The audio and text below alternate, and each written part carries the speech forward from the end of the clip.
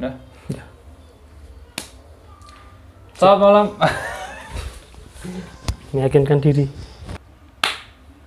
Selamat malam para sahabat tidak terlihat, kembali lagi dengan gua Gilang Agung Nugroho dan teman gua Dan gua Hadid Abdurrahman dalam podcast Ludah Pocong Cu.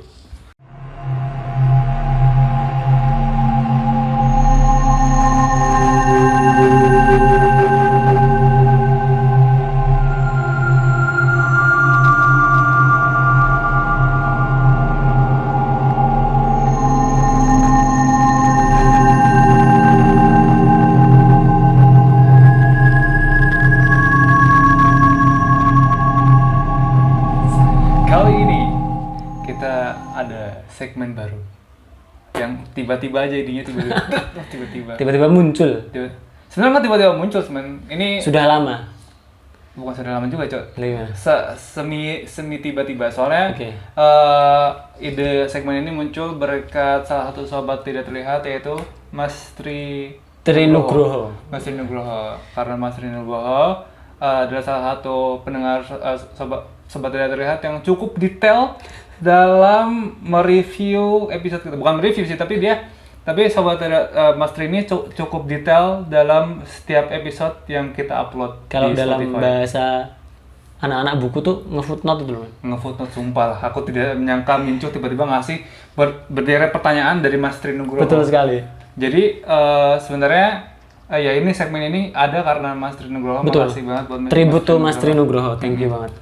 Karena kita sedang berada di segmen Q&A with Lucong. Betul sekali. Jadi kalau kalian ada apa pertanyaan-pertanyaan atau apapun itu mau ditanyakan, tanya aja ke DM. Ke DM Instagram. Nanti Mincu compile terus kasih kita. Terus kita bawakan lah, kita jawab ya. Soalnya ya kita juga sering luput di episode di episode sebelumnya. Misalkan kita ceritain apa tiba-tiba aku motong, ceritain apa tiba-tiba kita ngejanjiin apa terus tiba-tiba kita lupa di episode berikutnya. Maka dari itu Q&A ini adalah tempat buat para sobat yang terlihat untuk menanyakan ini tuh kelanjutannya gimana sih, Betul, ini tuh penjelasan apa sih, dan lain semacamnya soal episode Lucong. Betul. Kalau gitu, sebelum kita masuk ke segmen Q&A-nya, kita mau makasih banget buat para sobat tidak terlihat yang udah mensupport kita sampai sekarang, baik itu di sosial media, di YouTube maupun di Instagram. Dan kalau misalnya kalian mau mendukung kita lebih jauh, kalian bisa klik link traktir di deskripsi Di bawah. box. Betul. Di bawah ini. Kalian mau membuat kita jauh lebih kaya? Traktir jawabannya. Betul sekali. Silakan traktir kita dengan sajian-sajian sebanyak-banyaknya. Dengan sajian terbaik kalian. Betul sekali. Oke. Terus sebelumnya bisa dibilang kan ini episode tribute to Mas Tri ya. Jadi buat sobat-sobat tidak terlihat yang pengen tahu IG-nya Mas Tri bisa di-follow di apa, men? Di screenshot-nya itu. Oh iya. Jadi sobat tidak terlihat yang pengen tahu dan penasaran dengan Mas Tri, sosok yang sudah memfootnote Lucong dari episode-episode awal sampai episode 99 kayaknya kalau nggak salah. Kalau lebih detailnya dari 8 ke 99. 8 ke 99. Jadi udah di footnote semua. Ini thanks to Mas Tri banget ya. Itu kalian bisa follow di @Tri_Nugroho 9219. 9219 itu. Jadi silahkan di follow. Jadi perlu kita mention juga kalau misalnya Mas Tri ini udah sudah namatin satu Lucong, diulang lagi. Ya, itu ada. Jadi selama menunggu dedication. menunggu ini ya, kemarin kita sempat nggak upload lama kan, sempat vakum cleaner itu. Jadi Mas Tri ini dia ngulang. Betul. Ngulang dari episode 1 sampai yang waktu itu mentoknya tuh berapa anjir lah Mas Tri. Thanks banget. Sebuah dedication. Terus begini, Mas Tri ini kan kita memulai lagi budaya lama kita, yaitu siapa yang pengen ada usaha bisa kita bantu promosikan. Dulu kan sempat titis tuh, usaha popon langsung pokoknya kan sukses laris manis masuk bioskop gitu kan. Iya sih. Bioskop. Alam baka. Bioskop Netflix rumah sendiri maksudnya. Gitu. Cuman enak kok, popcornnya titis enak. Udah nggak ada. Oh ya udah. Siapa tahu masih ada sekarang. Jualan lagi. Nah sekarang ini ada Mas Tri Nugroho ini punya usaha juga. Jadi buat sobat tidak terlihat yang pengen bikin video animasi. bisa order ke Mas Tri. Iya, jadi Mas Tri ini membuka jasa untuk bikin video animasi. Dan klien-klien Mas Tri ini kebanyakan dari badan pemerintahan. Betul. Kayak ada di sini yang dari DIY gitu-gitu. Betul. Nah, bagi yang pengen kepoin kerjanya Mas Tri, ada di @sini-ku-animasikan. Oke. Di Instagram. Di tengahnya nih. Sini animasikan. Animasikan. Sini ku animasikan itu namanya creepy tapi Ceng. Kenapa? Jadi dia ini punya kemampuan untuk membuat orang tuh jadi animasi. Enggak. Animasi Nomi. Gue bingung mau dibawa kemana. Oh ya udah. Okay. Animasi Nomi itu apa? Animasi Nomi itu apa? Lo kan kayak kalau apa One Piece tuh loh Ceng, dirimu gak nyambung. Nggak nyambung, Cok. Buah-buah setan itu loh Ceng. Oh iya. Kan OP Nomi. Oh, lu mau nyemunginnya ke bawa setan. Nah, terus dia bisa menganimasikan gitu. Betul. Bisa menganimasikan orang-orang. Jadi misal buat kalian yang punya ini ya, gebetan gitu, nggak dapat dianimasikan aja. Jadi waifu. Jadi waifu yang merindukan waifu. Oke. Ya Allah. Kenapa ujung-ujungnya seperti itu? Ya Allah. Nah, itu dia IG usahanya Mas Tri, yaitu @sini-ku-animasikan. Betul. Jadi kalau kalian ada nih proyekan apa namanya, suruh bikin video panjang terus kalian bingung mau kemana, mau dibikin animasi tapi bingung mau kemana, bisa ke @sini-ku-animasikan. Di situ kalian juga bisa lihat portfolionya Mas Tri. Portfolio Mas Tri di sana. Kalau gitu, kita langsung aja ke Q&A-nya. Betul. Q&A-nya. Q&A yang pertama, kita mulai dari yang episode paling awal dulu kali ya. Oke. Ini pertanyaannya dari episode 8 nih. Ini waduh sih. Jadi Mas Tri tuh nyantumin episode dan menit berapanya. Gue ulangin episode dan menit berapanya. Jadi mantap misalkan sekali. episode 8 menit 3.11 pertanyaannya apa gitu. Waduh, Mas Tri. Jadi mungkin sobat tidak terlihat lain yang pengen mengikuti jejak Mas Tri silahkan ya. Dan ini kita akan bacakan dulu dan jawab yang ada menit-menitnya dulu. Nanti ada juga yang nggak ada menitnya. Nanti akan kita review di belakang aja ya. Jadi Mas Tri itu kalau di komentar-komentar itu tipikal yang bikin timestamp tuh loh. Jadi menit segini isinya, menit segini openingnya, menit segini jump scare-nya Mas Tri. Sudah terlatih sepertinya. Istimewa memang. Langsung episode 8 menit 3.11 angkringan hantu kemah Klaren. Angkringan hantu.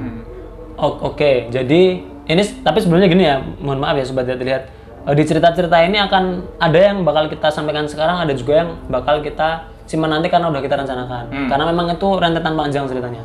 Nah, untuk yang di pertanyaan ini cerita tentang angkringan yang gaib ya. Ketika ada kemah di Klaten itu akan kita buat satu sesi cerita. Jadi ya nggak bisa kita bawain di sini lah, kurang lebih seperti itu. Tapi kurang lebih ya itu tadi pokoknya Adit pernah ikut suatu perkemahan ya? Iya ada. Waktu itu gue yang ngalamin soalnya. Iya. Itu soalnya rentetannya agak panjang, jadi baiknya kita buat satu episode sendiri, gitu ya. Itu untuk yang episode berapa? Episode 8. Episode 8. Menit ke-11. Oke. Thank you Mas Tri. Next. Episode 10 Adit mati rasa. Episode 10 gue mati rasa. Konteksnya gimana kita lihat dulu ya? Yang gimana? Ada saat mati rasa ketindihan kayak yang diceritain di episode 10. Oke, untuk pertanyaan yang gue sempat mati rasa di episode 10, judulnya apa episode 10? Judulnya aja. Gangguan di penginapan. Gangguan di penginapan kan. Kalau itu sih sebenarnya nggak ada yang terlalu spesial ya di situ, karena memang waktu itu kayak ketindihan biasa tuh loh. Kayak ketindihan, kayak reperpan gitu lah bahasanya. Kayak reperpan, cuman memang ya memang mungkin kan gue kan dulu sempat cerita ya di pesantren itu kan gue paling langganan tindian. Sempat tingkatan dulu. Jadi dulu tuh gue sering banget tindian. Ada interval waktu 2 tahun itu mungkin hampir tiap malam gue tindian.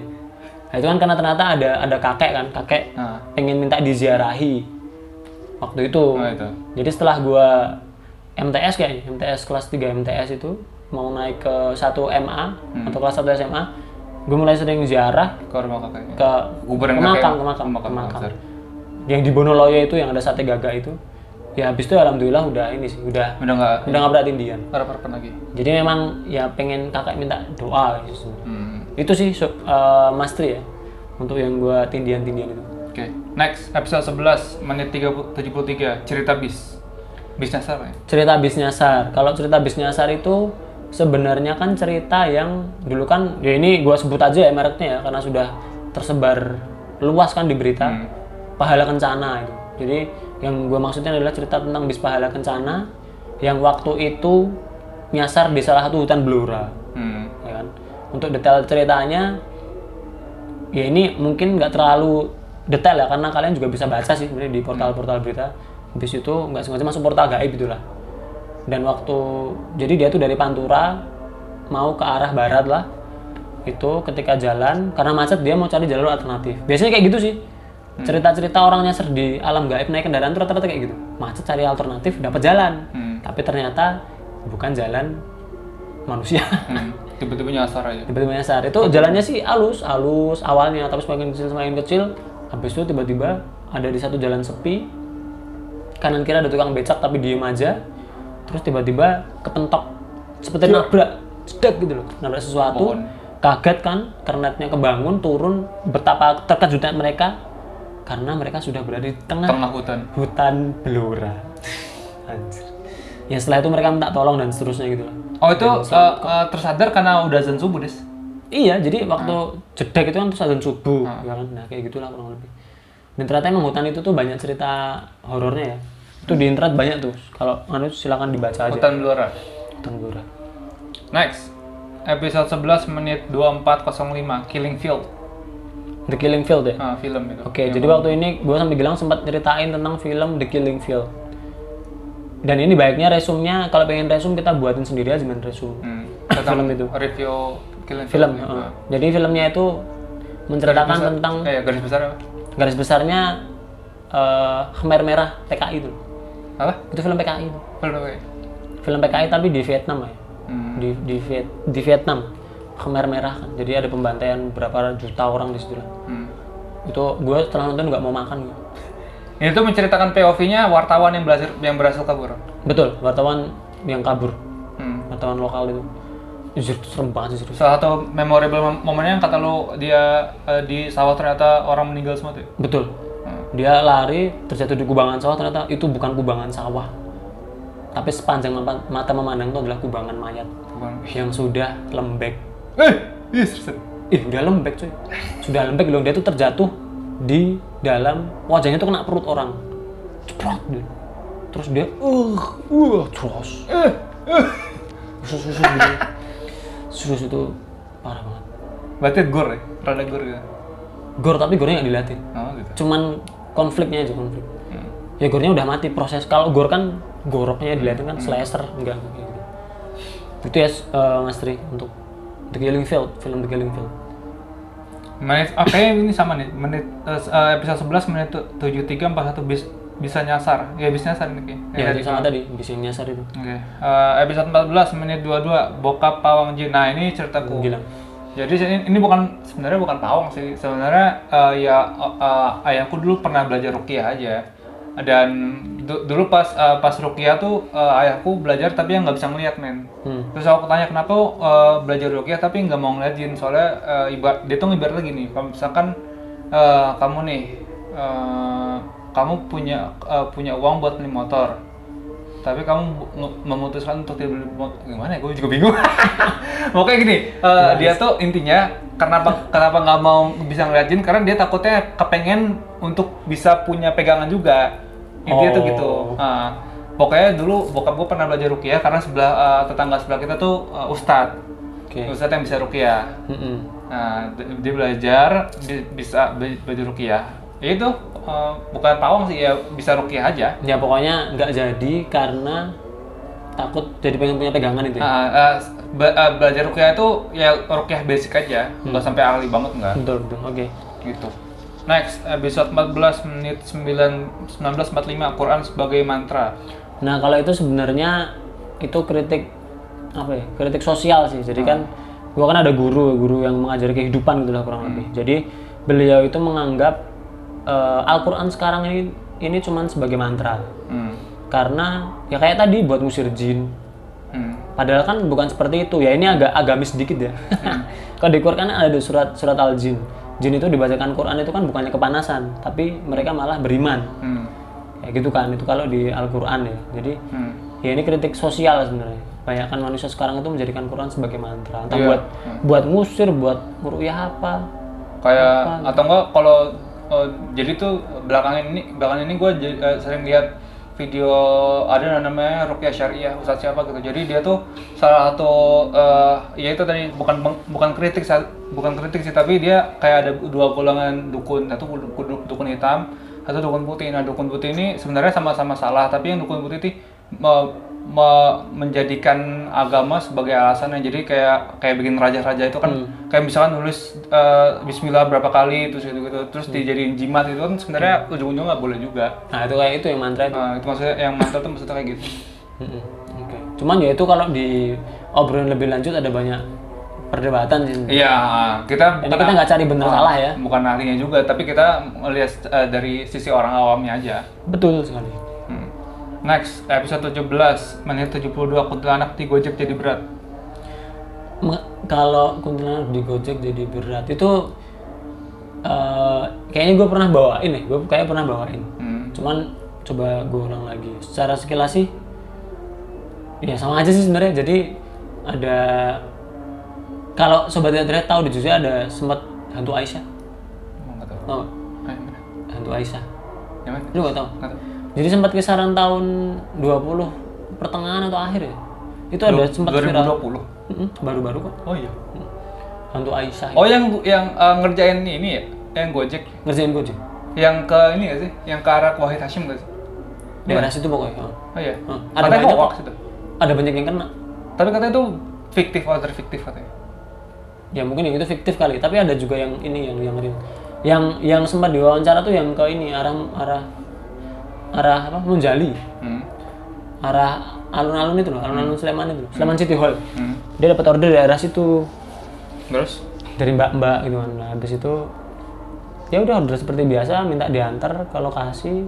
Tapi kanan kiri sawah, juga lewat galengan itu, lewat pematang sawah. Gitu-gitu, rumahnya di mana mbak? Gitu kan. Deket mas, lurus aja, ntar di kiri jalan ada rumah. Ya udah diantarin.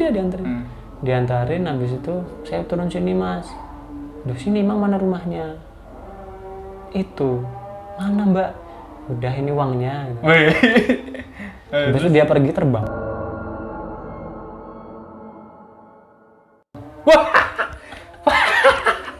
Enggak. Anjir. Kasih uang terbang anjir, waduh. Waduh juga maksud. Tapi Ya. uangnya bentar uang enggak jadi daun. Enggak. Uangnya enggak uang. Hah? Oh jadi daun. Jadi daun. Cuman habis itu dia banjir order. Oh iya bisa gitu ya. Banjir order. Terus beratnya itu ya karena waktu bawa itu kan dia ngerasa berat kan. Ini orang kayaknya mbak-mbak biasa kok berat banget gitu. Tapi yang paling creepy ya itu sih, ya ini uangnya. Ngasih uang terbang. Terbang. Next, episode 19, hantu cari potongan tubuh. Nah kalau ini, oke gue ceritain dikit ya. Ini sebenarnya rentetan di pesantren sih. Oh gitu. Rentetan di pesantren, tapi ini gue ceritain dikit. Jadi gini, pesantren gue dulu itu kan mantan bekas markas Belanda. Enggak, hah? Dan bukan. Bukan Hizbullah. Hizbullah. Oh. Jadi kalau di Solo itu kan dalam notabene kan kental dengan istilah ya kayak PKI gitu kan sono banyak tuh. Boyolali. Kan banyak daerah situ dulu ya. Itu. Dan itu kan dulu itu banyak terjadi peperangan antara ulama-ulama dan PKI, komunis gitu lah. Itu. Nah, di situ kan pesantrenku di area Laweyan. Laweyan itu kental banget agamanya. Bahkan masjid pertama di Solo itu namanya Masjid Tegalasari. Itu lebih tua daripada Masjid Keraton malah, Masjid Tegalasari. Pondokku masih ada di area Masjid Tegalasari itu. Nah di situ dulu tuh ada banyak, jadi bayangannya cuma gini sih, benteng. Ada satu gerbang. Gerbang masuk, nanti halaman luas ada pendopo. Nah pendopo tuh kan kayak pendopo biasa loh, kanan ada bangunan, kiri bangunan, belakang pendopo ada bangunan, terus melebar ke belakang. Tuh, jadi dulu itu rumah punya saudagar kaya, juragan batik paling kaya se-Solo waktu itu. Dan dijadikan markas Hizbullah itu. Nah, waktu markas Hizbullah kan dulu kan banyak tuh pembantaian. Jadi gorok-gorokan di jalan. Terima kasih buat seluruh sobat Tidak Terlihat yang udah ngedengerin, nge-support dan ngelihat kita, menonton kita sampai sekarang. Nah, untuk kalian para sobat Tidak Terlihat yang pengen support kita di Traktir ID, linknya ada di description box. Oke, caranya gampang banget. Setelah kalian klik link, kalian langsung masuk ke halaman profil Lucong di Traktir. Kemudian jangan lupa ya men, klik dulu follow. Tombol follow. Betul, agar dapat update-update terbaru juga dari kami. Kemudian setelah itu, klik tombol merah bertuliskan traktir. Nah, dengan klik tombol itu, sama aja kalian sudah mengirimkan sajian-sajian terbaik kalian buat Lucu. kita dan Mincuh dan tim ya tentunya. Biar kita bisa makan. Betul, dan biar kita bisa bertobat dari pesugihan. Betul sekali. Kalau gitu, terima kasih yang udah support. Kita balik ke ceritanya. Ke cerita ini ya, pertanyaan yang hantu mencari potongan tubuh. Jadi dulu tuh gini sobat ya, lihat. Ini kan sebenarnya rentetan cerita di pesantren. Cuman ya ini gue ceritain di sini aja nggak apa-apa sih. Ini kan perintilan soalnya perintilan. Jadi zaman dulu itu di Solo itu kan konfliknya kenceng banget. Waktu masih zaman-zaman PKI itu loh. Kenceng banget tahun itu 80-an lah, 80-an. Banyak konflik di situ. Nah, pesantren gue ini kebetulan adalah salah satu markas organisasi Hizbullah namanya. Jadi Hizbullah ini kayak dari segi agamanya gitu. Kan lawannya kan Tentaranya. Apa? Tentara dari segi agamanya. Betul, betul. Jadi kayak pembela agamanya, bukan FPI ya.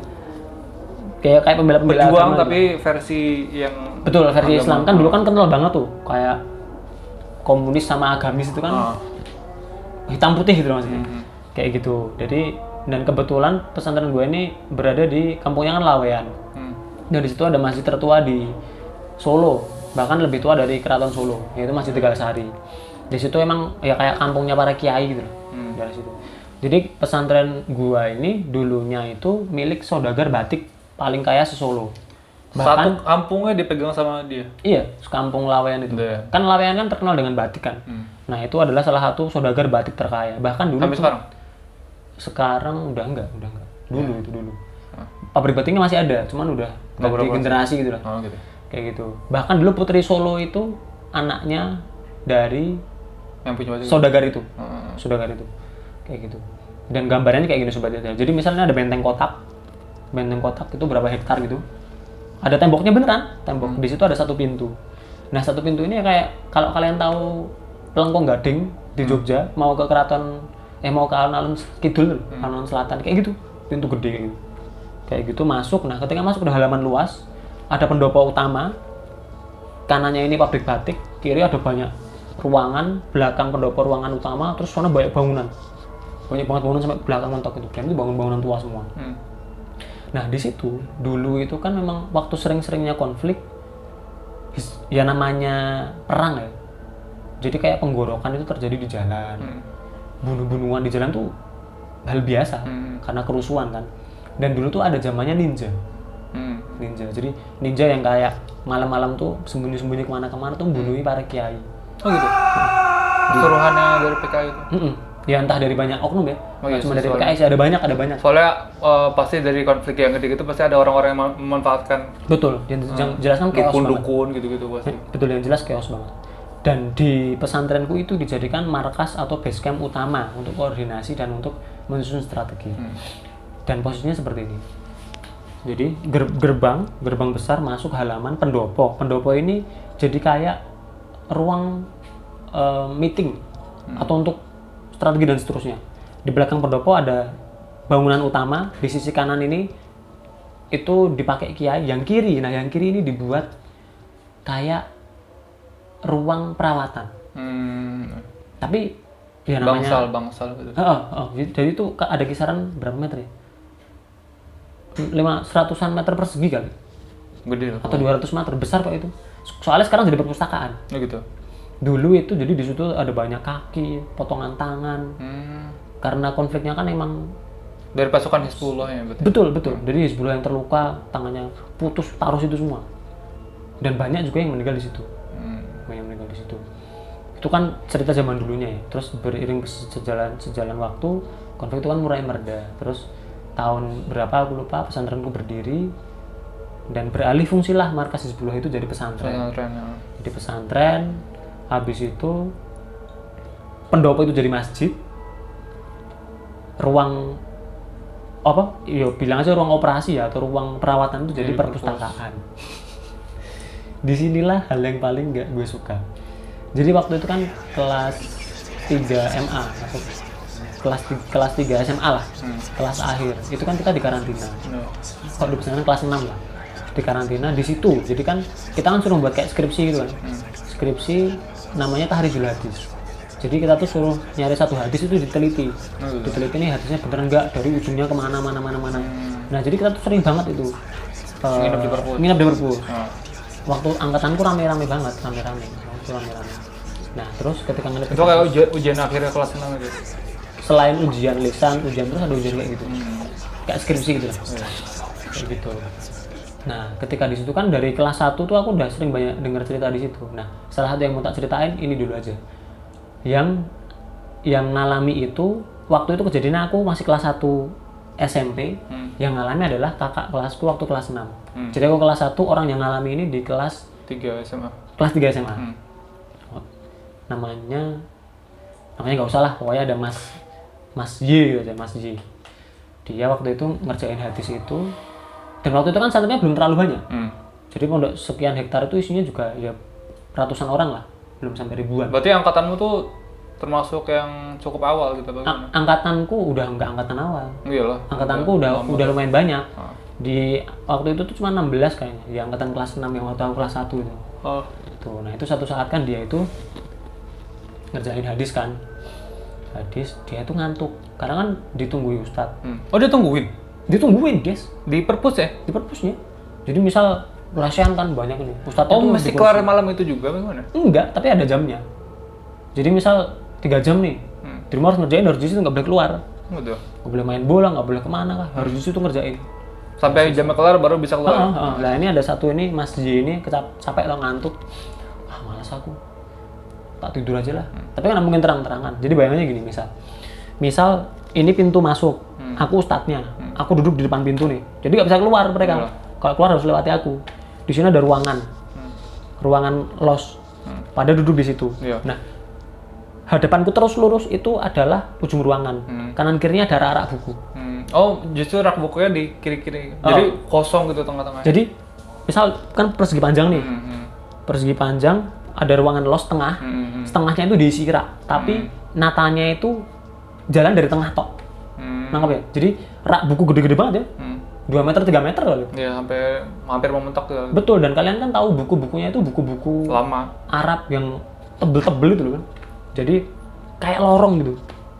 Kanan rak, kiri rak gede, terus jadi masuk kanan ada ruang lagi. Ada apa? Ada lorong lagi. Lorong lagi kayak gitu. Nah, dia itu capek kan. Udahlah aku tak tidur di belakang. Dia masuk pojok ruangan. Pojok belok kanan. Tidur. Dan niatnya cuma tidur bentar. Kenapa? Kok inget itu dia. Gila aku. Dia, oke ya, jadi kan dia di pojok ruangan, misal kayak gini aja lah. Ini kan pojok ruangan ya. Iya. Aku tidur di sini. Ini rak buku. Tidurnya sambil duduk lah. Tidurnya duduk sambil baca buku. Jadi biar kalau ustadznya lihat dia dikira dia belajar. Iya. Belajar sambil ngantuk lah. Udah ngantuk. Sambil selonjor gini kan bayangannya mungkin. Iya. Selonjor gini baca buku gini. Jadi ini tembok, ini rak buku. Lurus ke sana itu juga apa namanya? Lorong. Iya, lorong yang sana juga tembok. Nanti ada pertigaan belok kiri tuh yang depan sana tuh ke keluar. Baru keluar. Baru duduk ketiduran. Nah, itu kan posisi itu mau sore ya. Harusnya itu selesai di maghrib.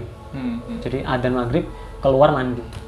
Nah, itu sekitar jam 4:30 atau jam 4 dia di situ ketiduran.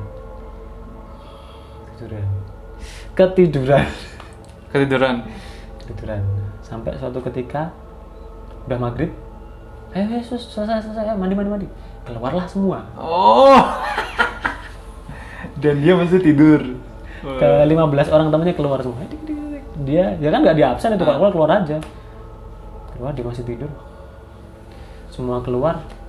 Udahlah, ustadznya kan udah nanti besok balik lagi ya. Iya. Udah habis itu ustadznya juga keluar. Ceklek. Waduh. Dikunci des. Dan dimatiin nggak lampunya? Lampunya dimatiin? Ya, ceklek. Wah. Mantap sekali. Udah keluar kan semua, ceklek. Dia masih tidur plus. Aja gak bayangin kok jadi dia gimana cuy. Tidur kan, nah ya udah itu singkat aja malam kan udah bodo amat kan, karena pengurusan gak ada yang sampai Isya. Ya? Sampai Isya tidur ya? Sampai dia terbangun dan mengalami hal itu. Oh iya, oke, terus lanjut. Oke. Dia nggak tahu tuh sampai saat itu gimana, Insa sudah lewat, teman-teman udah pada mandi, masuk masjid dan seterusnya. Nah, ada satu temennya ini Nyari. yang waktu kan belajar malam sampai jam 10, habis iya, itu sampai iya. jam 10 kan. Iya, Habis itu kan biasanya ada yang makan-makan di kantin, beli jajan apalah makan Indomie.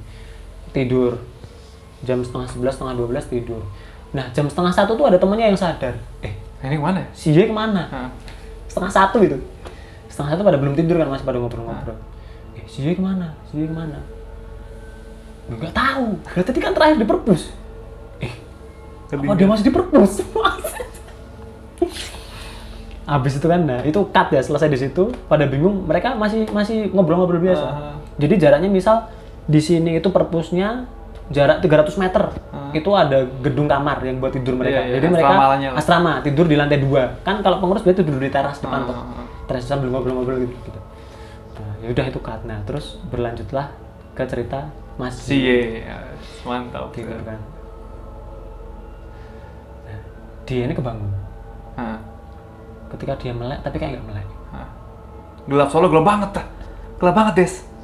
Gelap banget serius. Ini nggak ada cahaya blas. Iyalah. Nggak ada cahaya blas. Dan baru bangun lagi biasanya. Dan baru bangun. Mata lo mesti penyesalannya masih lama tuh. Dia kan gini. Sampai mendeli-mendeli gitu. Hah?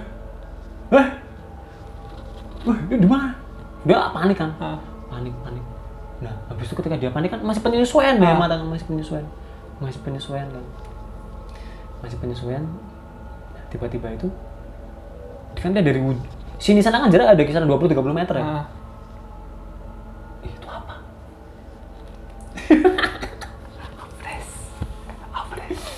Jadi itu kan di ujung itu waktu dia lihat gitu, itu apa gitu.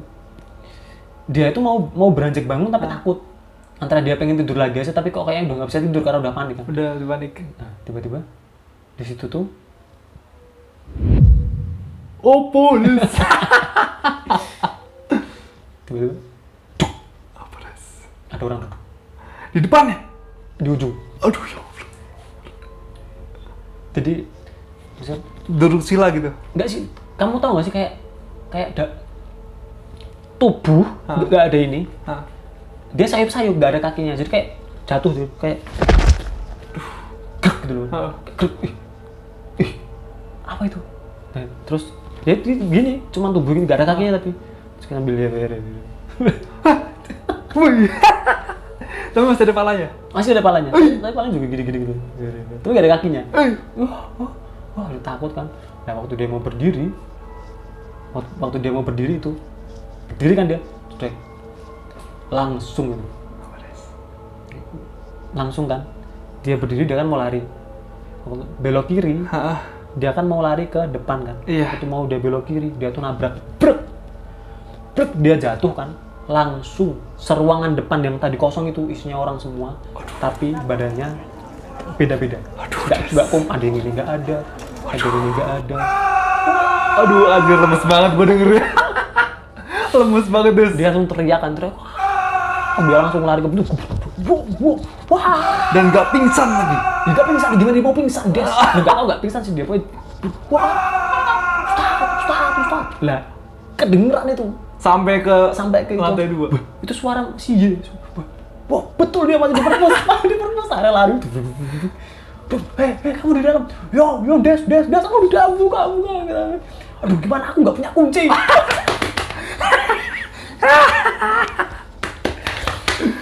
Aduh, nggak punya kunci. Terserah ya, buka, terserah gimana caranya buka. Dia langsung goblok. Dobrak. Dia gede, tapi nggak bisa dibuka. Kamu tahu nggak sih, itu tuh pintu bangunan lama yang jati besar itu. Aduh, berat banget. Ya, berat banget. Ya, itu pintu lama nggak pernah diganti, itu masih ori. Jam 1 lagi. Jam 1-an, makanya ribut kan. Sehantar itu, kamar Ustaz langsung pada bangun. Kenapa? Tat, ada orang kunci di dalam. Langsung, oh iya toh, siapa? Si Y gitu. Oh iya, so, diambil kunci. Terus kalian buka, saya langsung, wah dia langsung lari jatuh. Jebret langsung. Kita tahu lah gimana bentuknya itu. Anjir langsung, Ustaz, tolong saya, Ustaz, tolong saya. Masih lemes banget, Yang di luar itu, yang di luar langsung, hip, kaif. Kenapa? Kan kaif gitu. Kaif. Kenapa? Alhamdulillah. Bilang bisa lihat manusia. Jadi pas dicek juga ada apa-apa. Iya lah. Ya cuma gelap gitu aja. Gelap aja. Kayak gitu sih. Jadi ya itu cerita yang ngalamin kakak kelasku. Nanti yang di part angkatanku ada. Tapi besok aja. Nanti aja. Di perpustakaan lagi. Soalnya itu bakal jadi cerita sendiri loh. Jadi cerita sendiri. Ya ini karena Mas Tri nanyain ya, yang part ini tak ceritain satu. Itu habis itu. Mantap sekali. Kampret itu. Next. Episode 21 Lawang Sewu. Ya udah, Lawang Sewu tuh sebenarnya gimana ya? Gini aja. Dulu waktu 2011. Oh oke, ntar ini aku boleh share fotonya. Dulu pernah share belum sih? Aku pernah lihat. Pernah lihat ya? Tapi kita pernah share dulu sih? Belum ya? Oke, nanti aku share Masih fotonya. Tuh, jadi waktu 2011, aku kan piknik sekeluarga ke Lawang Sewu. Waktu itu masih ada wisata malam di Lawang Sewu. Emang sama udah nggak ada? Sekarang udah nggak ada. Dari tahun berapa tuh udah nggak ada. Jadi wisata malam itu adalah kayak uji nyali gitu. Dulu sempat ekstrim, bisa masuk ke bawah, ruang bawah tanah. Waduh. Tapi abis itu kayaknya ada kejadian apa ditutup. Wisata malamnya cuma lewat lorong. Jadi lu tahu lorong Lawang Sewu panjang itu cuma lewat gitu aja. Dulu. Abis itu kayaknya ada apa, itu nggak ada lagi. Oh, begitu? Oh, sekarang udah nggak ada wisata malam tuh. Nggak tahu kenapa. Nah, yang mau tak ceritain ini siang-siang. Sekeluarga gue bertamasya keliling dari Lawang Sewu kan. Waktu itu gedung A belum jadi. Gedung depan tuh belum jadi, masih direnov. Jadi ke gedung B. Nah, gedung B ini yang di belakang itu kan dibuka tuh ke ruang bawah tanahnya. Nah, kita keliling ke atas selesai. Tibalah ke ruang bawah tanah. Mau masuk gak gitu. Lah waktu mau masuk tuh di screening gitu kan. Oh, ini boleh masuk, ini boleh masuk, ini boleh masuk. Ketika buleku, nggak usah mbak. Mbaknya kalau pengen aman nggak usah masuk. Kenapa? Buleku kan, enggak, aku pengen masuk, penasaran. Tetep ngeyel. Udahlah mbak, ngikut aja. Wih. Aku coba dulu masuk. Coba kan. Bapakku masuk, aku belum masuk gitu. Adikku masuk, ponakan masuk, buleku masuk. Baru turun satu langkah kan pakai sepatu boot itu. Karena di situ kan lembab segini coy. Banjir segini. Banjir kaget. Pakai sepatu boot baru turun. Apa? Udah langsung naik lagi. Langsung, iya mas, saya nggak jadi masuk. Langsung gitu bule, langsung udah aku nunggu depan aja gitu. Nunggu depan, ya aku masuk ke dalam. Habis itu kan, ya aku sebenarnya penasaran mau nanya kenapa bule. Aku juga pengen nggak masuk sebenarnya. Bule nggak jawab, waktu langsung pergi aja dia. Langsung pergi. Aku turun, justru penasaran aku masuk. Dan buat kalian yang belum pernah masuk, itu bayangannya gimana ya? Kan dulu itu kan Lawang Sewu itu kan di bawahnya itu kan waktu zaman Belanda dibangun buat ruang air, ya kan? Buat mendinginkan gedung. Tapi waktu zaman Jepang kan dialih fungsikan jadi penjara dan banyak sekali orang yang meninggal di situ. Nah, itu masuk ke situ memang kayak labirin coy, masuk. Nah, di situ kan ada banyak jenis penjara kan. Udah pernah masuk belum bawah? Belum ya? Jadi ada penjara berdiri. Itu paling lebarnya sekitar kotak itu. 50 cm. Satu kotak ubin lah. Satu kotak ubin, ada 10 orang disumpelin di situ. 10 orang anjir. Diteralis. Jadi orang tuh matinya tuh dempet-dempet gitu. Itu penjara berdiri. Maju lagi ada penjara jongkok. Penjara jongkok ini paling tingginya cuma setengah meter. Jadi misal satu kotak itu paling 2 kali 2 meter. Diisi orang 10 masuk situ jongkok. Dikasih air sampai segini. Terus ditutup teralis. Jadi orang tuh biasanya gini nafasnya. Jepang. Udah pasti mati itu, mati. Habis itu ada lagi apa ya? Ada banyak jenis penjara lah kayak gitu. Ya udah habis itu masuk. Yang jelas ngeri lah. Ngeri kita keluar, ya wis. Kengeriannya di situ. Habis itu aku tanya ke bule. Kenapa bule kok nggak jadi masuk? Nggak apa-apa. Dia cuma bilang gitu. Nggak di sini terlalu ini. Nggak bisa, aku nggak kuat tuh. Terlalu banyak. Kayak orang mau titip pesan. Gitu. Jadi bayangannya tuh kayak kamu di tengah lapangan dikerubutin orang full mau minta tolong ke kamu. Kayak gitu. Jadi itu nggak mampunya di situ. Jadi kayak tolong kayak minta pesan gitu kan. Saya nggak mampunya tuh yaudah gitu. Ya wes, setelah itu pulang. Nah, ketika pulang itu dulu waktu masih zaman HP Nokia C2. Ada ponakanku punya HP Nokia C2. Dia tuh di gedung B lantai 2 ada market. Lu tau market kan? Miniatur gedungnya. Nah, ponakanku itu foto adikku. Jadi misal ini kotak kan, misal aku ponakanku ya, ini kotak. Di situ ada adikku sini market. Aku foto market. Cekrek, aku tuh niat foto market, cekrek. Tapi angle-nya tuh agak banyakan ke atas, cekrek. Jadi ada tangan adikku ini ke potret. Terus yang tidak disangka itu ada foto ini. foto ini silahkan coba tidak terlihat-lihat. Ini apa? Ada sosok ini ada banyak asumsi. Tapi anehnya foto ini tuh kayak gini. Awal pertama aku lihat foto itu nggak jelas. Semakin lama semakin jelas. Oh, jadi awal-awal Awalnya tuh blur, bro. Awalnya tuh cuma kayak kamera kotor dulu, men. Serius, awalnya cuma kayak gitu. Di HP C2 tuh cuma kayak gitu. Habis itu kan ponakanku itu, apa sih ini? Ya coba disebar ke HP lain. Disebar tuh, kepake Bluetooth. Ke HP-nya dia rusak terusan. HP dia rusak, C2 itu kesebar ke yang lain, dilihat itu makin jelas. Dan jadilah foto ini. Dan kalian bisa berasumsi lah ini apa, ada yang nganggap ini tuh kayak noni apa? Belanda. Kayak noni Belanda, ada yang bilang kayak orang Jawa pakai belangkon. Ada yang bilang orang Jawa dulu. Bahkan ada yang bilang itu paling karyawan Lawang Sewu. Tapi karyawan Lawang Sewu nggak ada yang pakai baju kayak gini dan nggak ada yang pakai belangkon. Dan kayak gitu ya. Hal horornya di foto ini sih sebenarnya. Jadi foto ini tuh memang ini foto real ngambil dari HP Nokia C2 tahun 2011. Tuh. Dan kalau cerita Lawang Sewu lainnya paling ya kayak itu yang ada bapak-bapak jual video uji nyali yang meninggal semua. Itu udah sempat gue ceritain sih kayaknya. Udah. Gitu ya, Mas Tri.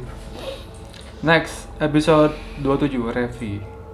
Nah, kalau Revi ini emang banyak banget cerita bagus, ceritanya bagus-bagus. Cuman memang ya perlu kita undang narsumnya langsung sih.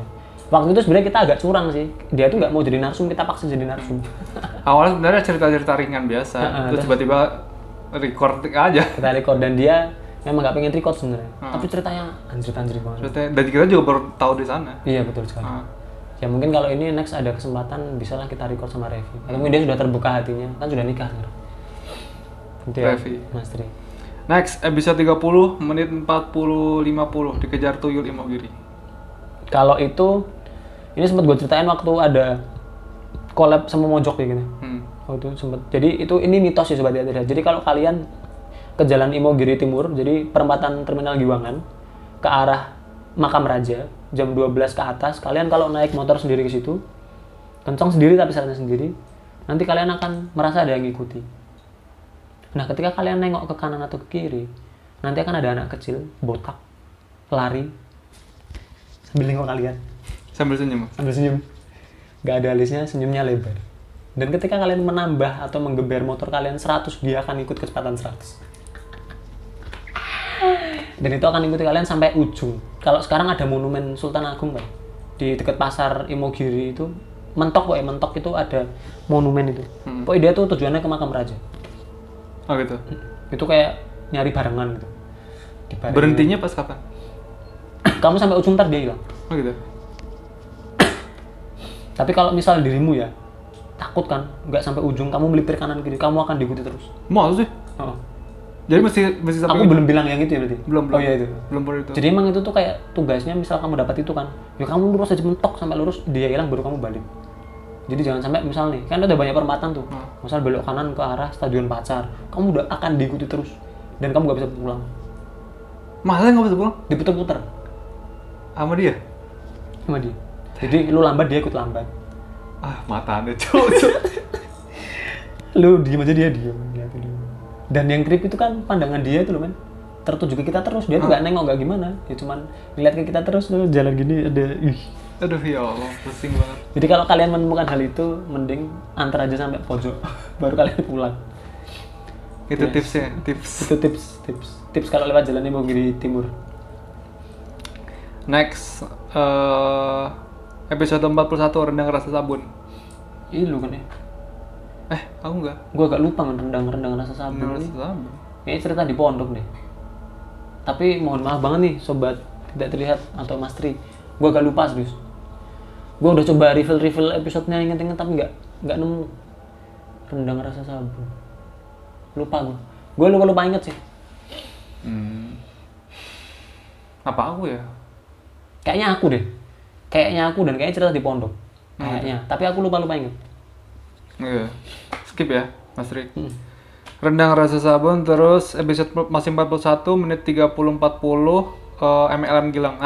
Ini sebenarnya cerita MLM-nya temen sekelasku sih. Jadi ini cukup rada konyol. Jadi temenku, ketua kelasku, sebut saja Rido. Iya, Rido. Jadi Ridho Drosel dulu pernah datang di waktu apa? Sukoharjo Sarang Elit Global. iya.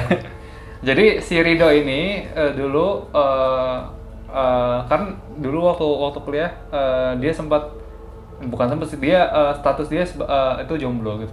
Walaupun pernah pacaran tapi jomblo. Nah, waktu semester berapa gitu aku lupa, kayaknya udah semester akhir gitu, semester 5 atau berapa.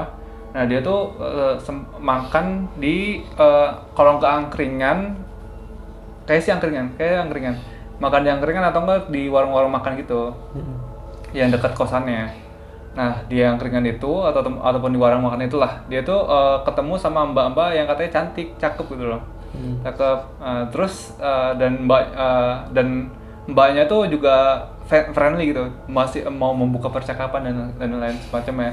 Tapi kayaknya sih si ibu-ibu yang punya warung makan ini udah kasih warning kayak ke Rido, tapi Rido nggak terlalu nangkep, kayak hati-hati lo mas, kayak gitu bilang kayak gitu. Seingetku ya gitu. Nah, soalnya abis dari obrol-obrol kayak gitu, si Mbak ini mau tukeran nomor sama Rido. Mau tukeran nomor. Nah, terus sampai suatu saat si Rido ini, ikut temenin aku yuk gitu ke acara ini, wes. Acara film? Enggak, pokoknya ke acara. Yuk temenin aku yuk ke ini, ada acara di tempatnya di sini. Nah, tempatnya tuh di sebelah UPN kalau nggak salah. Jadi kayak ada ruko gitu kan di sebelah UPN. Nah, tempatnya kalau nggak salah di sebelah sana. Awalnya Rido nggak merasa ada yang aneh kan, ya udah dia jemput si ceweknya terus nganterin sampai ke ruko itu. Pas sampai sana baru dia merasa hal aneh nih. Ini kayaknya nggak bener deh. Kenapa? Soalnya pas masuk yang ngajak ke acara itu ceweknya atau? Ceweknya. Oke, ceweknya ngajak ke acara. Ceweknya ngajak ke acara. Terus sampai sana, jadi ruko 2 lantai nih. Di lantai 2-nya tuh kayak ada seminar gitu.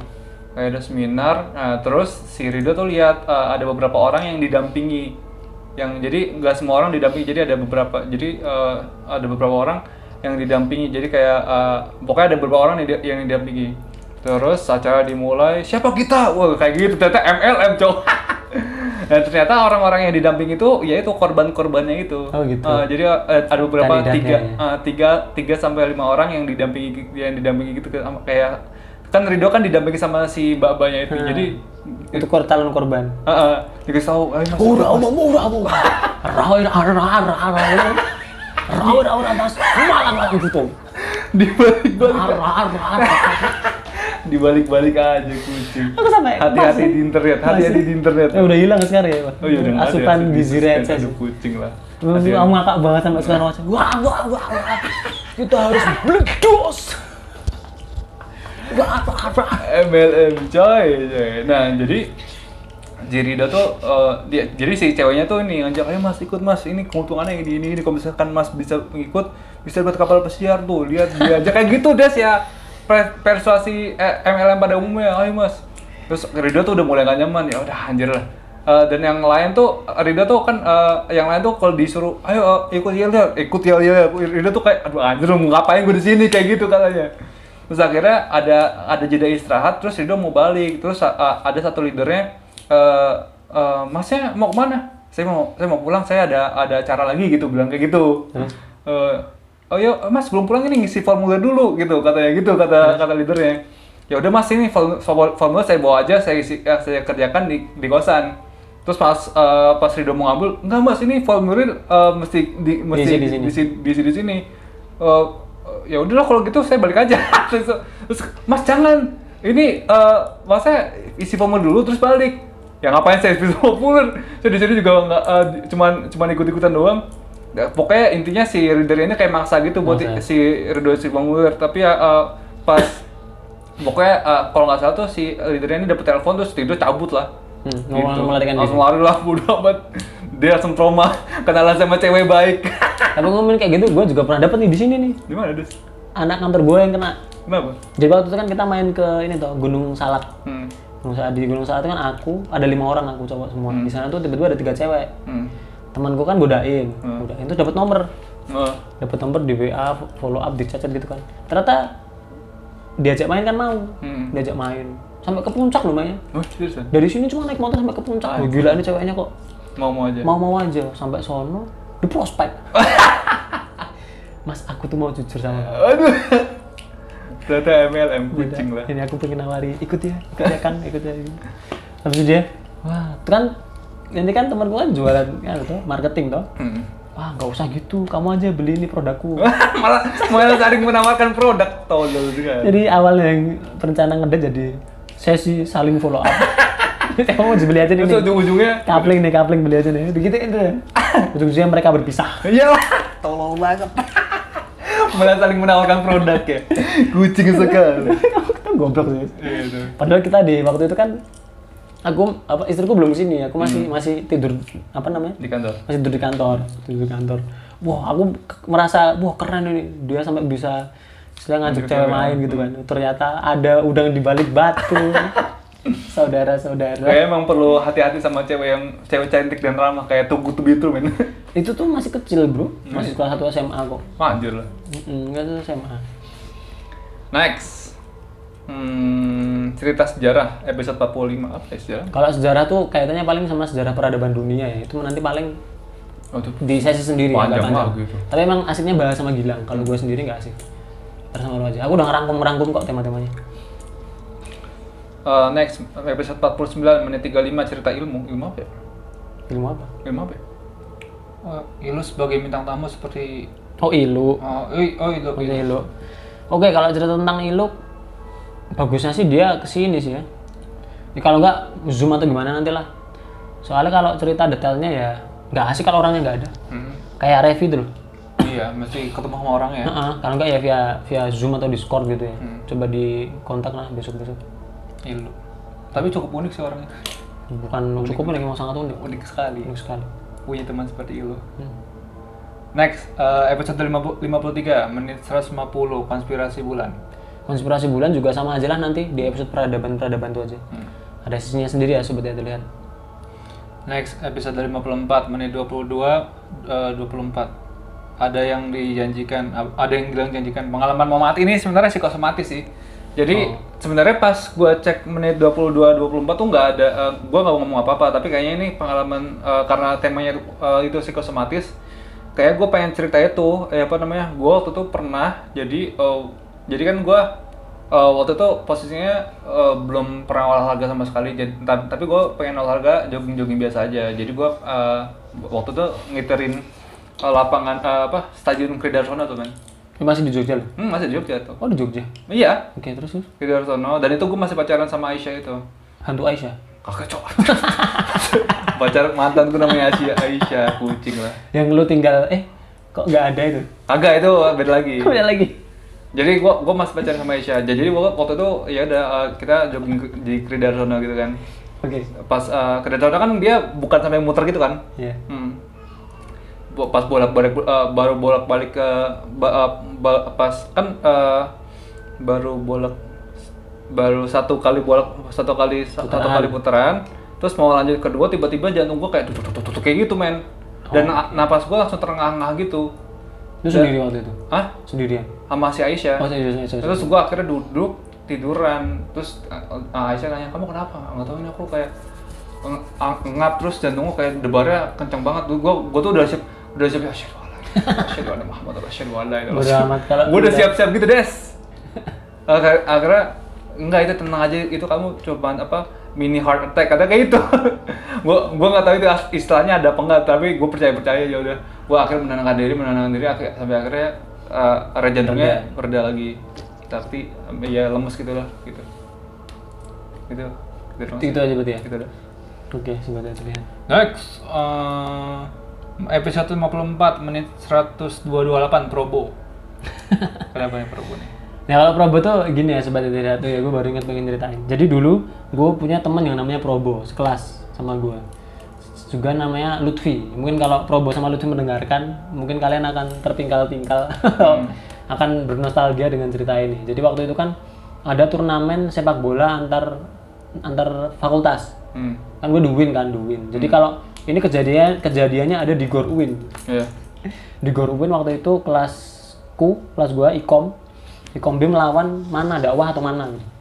Sepak bola kan. Jadi Probo ini sepak bola dia. Ketika sepak bola lari gitu kan. Nendang gitu, tiba-tiba ada lawannya itu nendang bola kenceng banget. Iya. Wah, mungkin tendangan elang atau tendangan apa gitu. Wah, kena perutnya Probo. Ulu hati. Apa? Ulu hati. Iya, kena ulu hati. Wah.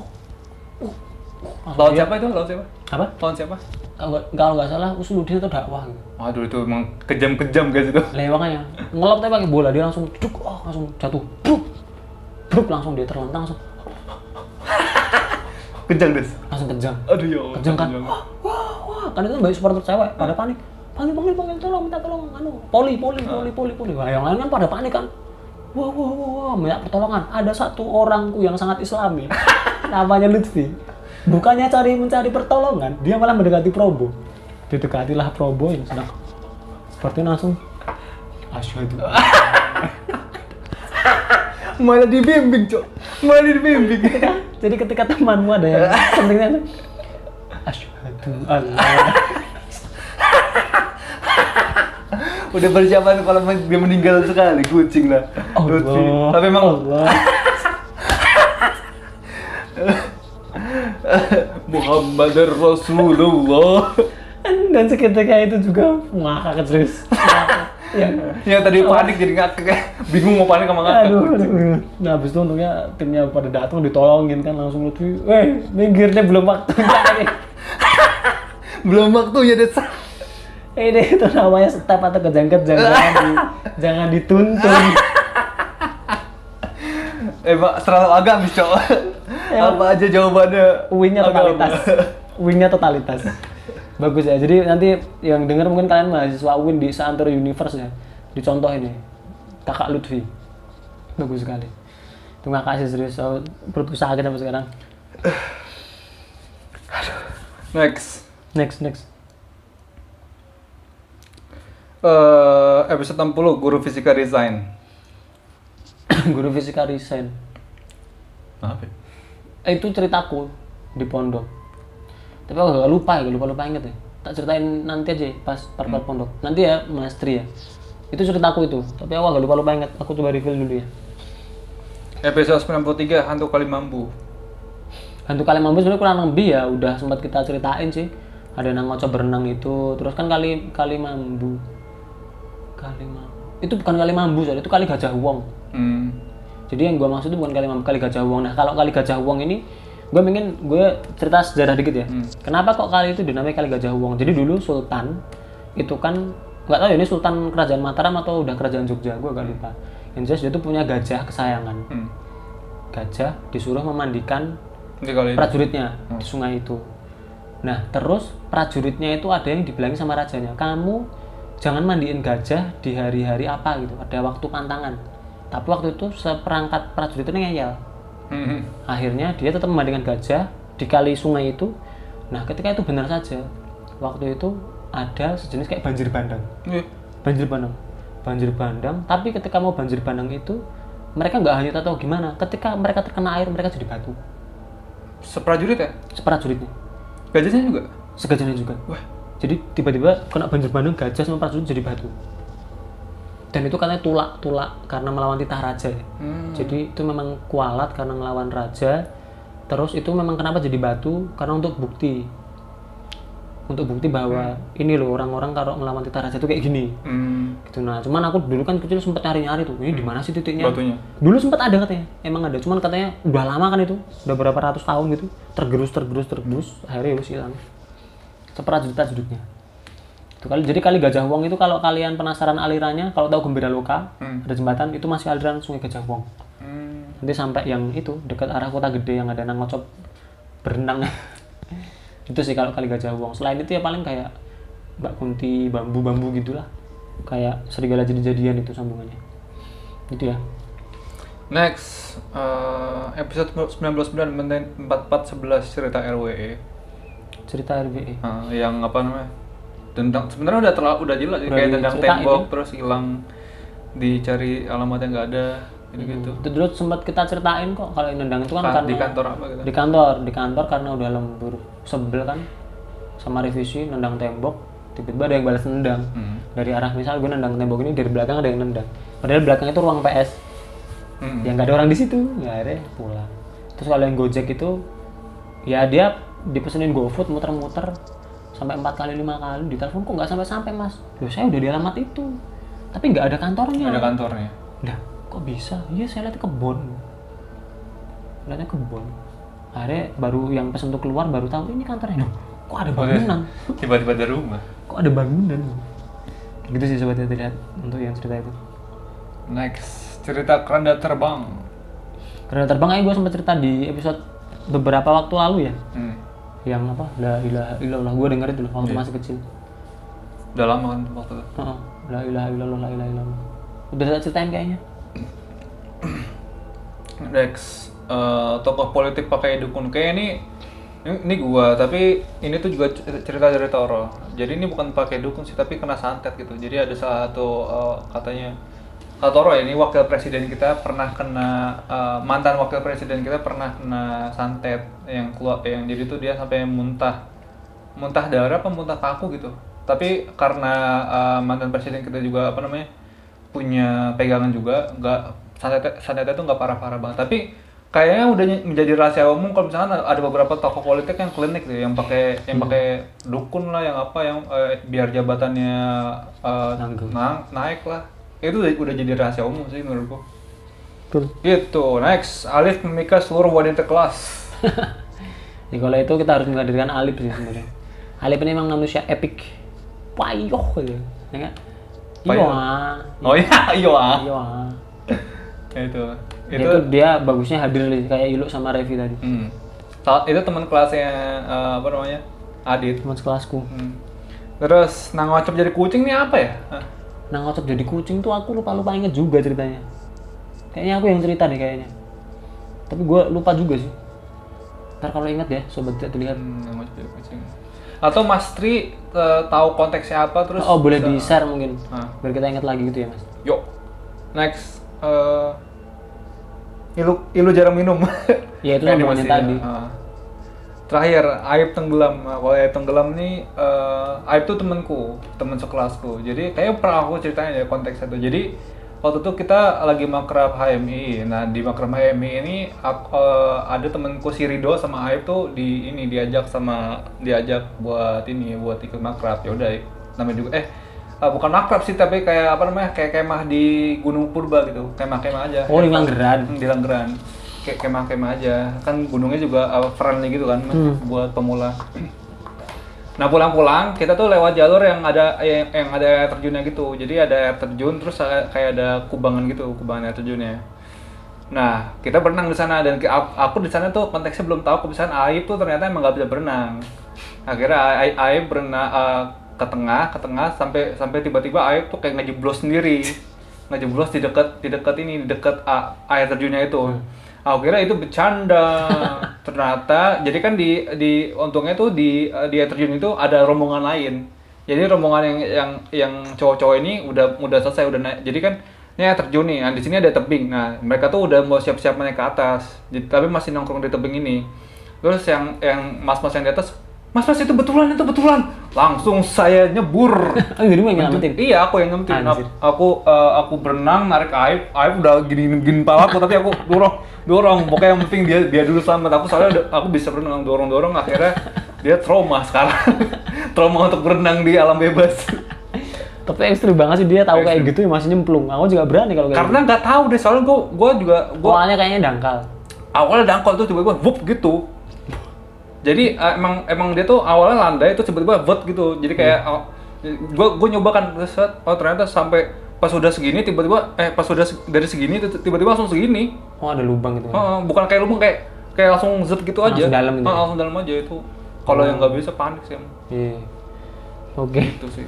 Itu sih udah semua Mas Tri Nugroho. Q&A-nya dari itu udah lusar terus semua. Udah lusar. Makasih banget buat Mas Tri Nugroho udah memberikan kita ide untuk bikin segmen Q&A with Lucong ini. Dan buat para kalian sobat terlihat pengen nanya sesuatu di sesuatu, baik itu di soal episode ataupun hal apapun yang masih berkenaan dengan Lucong, bisa DM di IG-nya Lucong @pocongludah@gmail.com. Betul. Pocong Ludah ya? Pocong Ludah. Nanti Mincuh compile terus dijadikan satu segmen lagi Q&A with Lucong. Siap.